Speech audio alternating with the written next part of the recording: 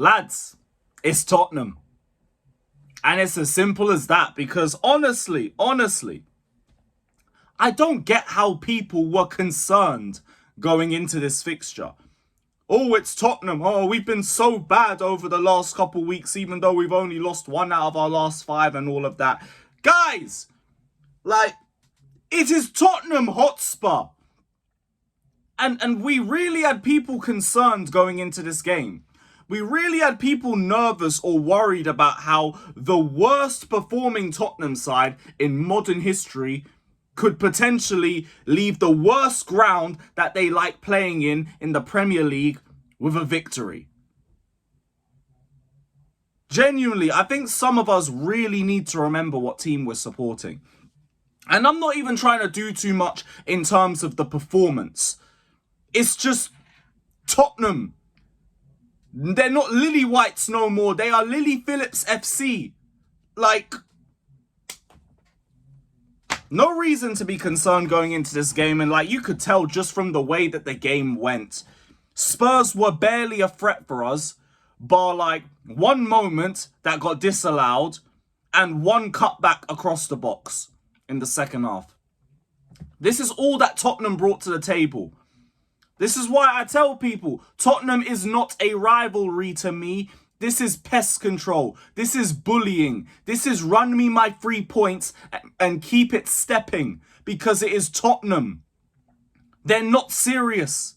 They have never been serious.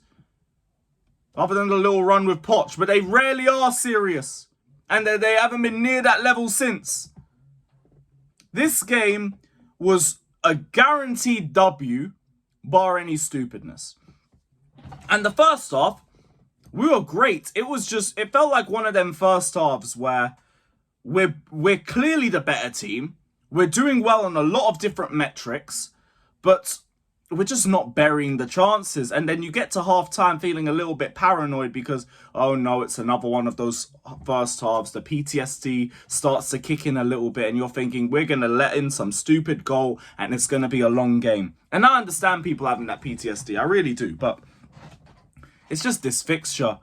I will never, ever be more confident for any other fixture than this.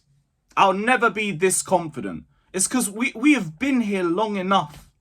We've been here long enough. It's all just about a matter of when it comes to Spurs, and Spurs against Ange too. Because these guys were doing a high line that we nearly capitalised on from 30 seconds in. Nicholas Jackson gets a ball over the top. Unluckily, I think the touch takes it away from the keeper and then one of the defenders shoots it straight back at him and it hits the post. We're already catching them out from that quick. And there was a lot of opportunities within the first half. We have Jackson making his own chances from just using all of his strength and willpower, which I've already spoken to you guys about how those are the sorts of actions that we have been missing. I know Jackson, like, he still didn't score and everything, but he showed us with the performance what we have been lacking. Aggression, the counter press, the interplay, the ability to bully the centre-backs and drag them around with them. This is all that Nicholas Jackson offers, and this was nearly another chance we got. We had Neto with a great cross to Sancho, and they forced a save from Vicario. We had Neto, like, putting a lot of decent crosses into the box, but we don't have the aerial threat. So it's just the same old problem on repeat when it comes to Neto. And when we're talking about Sancho as well, I'll get to that in a little sec. But for the first half, we were clearly the better team. It was just a matter of when is that goal coming. And it was only 4 minutes straight after the first half. Only 4 minutes. Enzo Fernandez on the end of a Palmer cross. I think Sancho was the one that helped in the build-up as well. It's still not really one of his better games. But Enzo Fernandez strikes again. This guy, the number one, hates Tottenham. Number two, he's becoming such a force in the final third for us. And this is where people need to credit Enzo Maresca. Because Enzo Maresca is the one that has got him cooking in the 10 role. There's a lot of people that are going to do the shameless stuff and be like, oh, he's just playing him where Maurizio Pochettino's got to play him. Shush. You know nothing. You know absolutely nothing. The difference between Pochettino and Maresca is our midfield structure is in a mess, first of all. Second of all, we're not playing Enzo through a hernia for 4 months. And third of all, he's actually improving in this role, and we've seen it throughout the campaign. The timing of runs into the box, the passing. Second half, Enzo Fernandez, he was on fire. The first half, he got bypassed a little too many times for my liking again. Second half, monster class. Him and Caicedo. Caicedo was brilliant all game, though. Moises Caicedo, I've been saying, Chelsea player of the season, best midfielder in the damn league by a mile, second to absolutely nobody. And I won't front, maybe he should play all of the remainder of the season on 9 yellow cards, because he becomes a lot more safer in terms of his tackling. But the ball retention, the tackling, the passing, everything you want in a midfielder, Moises Caicedo gave it to you in spades yet again. And he gave us a scare first 15 minutes into the game, but thankfully he's still fit, because if he weren't fit, our season, curtains. But if we can just maintain Enzo and Caicedo's fitness till the end of the campaign, we can bring in the likes of Asugo, Santos, I think there's another midfielder we might be bringing, Leslie. We bring them all back, the depth is there, and then we have a midfield that genuinely should stand with the best in Europe, as long as everybody could stay fit. It's just obviously we got the Lavia and the Fofana situation rearing its ugly head again. Fofana's injured again. Lavia's injured again. Now I still rate both of them as players. I still rate their level, but then a big but.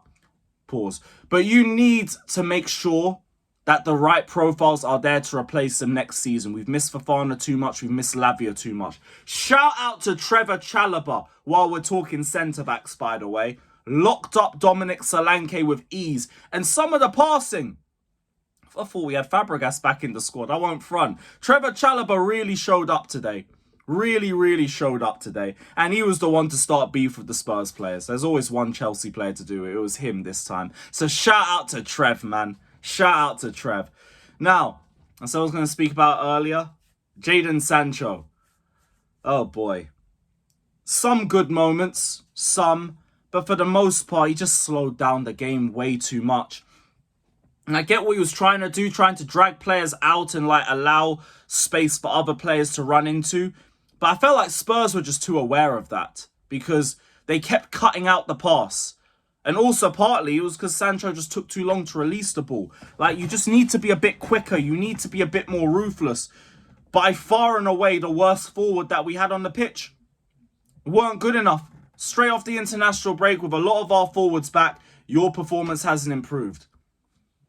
You got till the end of the season, man. These performances need to get better. They really do. Just glad that we won. Speaking of Sanchez, again, speaking of annoying players, Sanchez, again, you better be lucky that we won. I was ready to run out of this house and leg it down to the bridge just to wait outside to call you out for a scrap after that equaliser. How'd you let that goal in from Sarr? You're lucky though, he should have been off. That should be the real focus coming out of that. And you made a big save towards the end. And bar that howler goal that you let in, there wasn't really anything else wrong with your game. So we'll lay it off for this game. But if that goal got allowed, me and you, we're fighting. One day we're fighting. One day we are. I don't know when that day is. I'm not sure about it. But we're fighting. Don't play games with me. Who am I kidding? You've done it all season anyway. It don't mean anything. But, yeah, Sanchez still had a good game past all of that. And did I miss anybody else? Gusto. Not great first half. Bit better second half. But he was being played all over the pitch. We had him as a left winger by the end of the match. And, yeah, shout out to Enzo Maresca. Shout out to Enzo Maresca for the way that he's set up. For the press that minimised Spurs' attacking threat throughout the first half, and for also showing pragmatism in the second half and knowing when to shut the game up and to bring on the defenders and to close the game out for Spurs. We were playing such a compact defensive line towards the end, and they could not get through it for the life of them. But yeah, just great to beat Tottenham again. Run me the 3 points or the 6 points as per usual and keep it stepping up to North London. You already know what it is. London's finest, London's first, London's only team, the only real squad. And it's just great to get back to winning ways again. Now, we go to Brentford and we do the same thing. Remind them who runs West London. Then Ipswich. Just batter them so no one can talk about us losing to Ipswich again. And who knows where we might be by then. The confidence, the optimism around the fan base should hopefully be a lot higher. But for now, it's just about doing what we expect. Pest control. Beating Tottenham. So yeah, big up every single one of you. Hit the likes, subscribe, all of that. Take care. Up the Chelsea.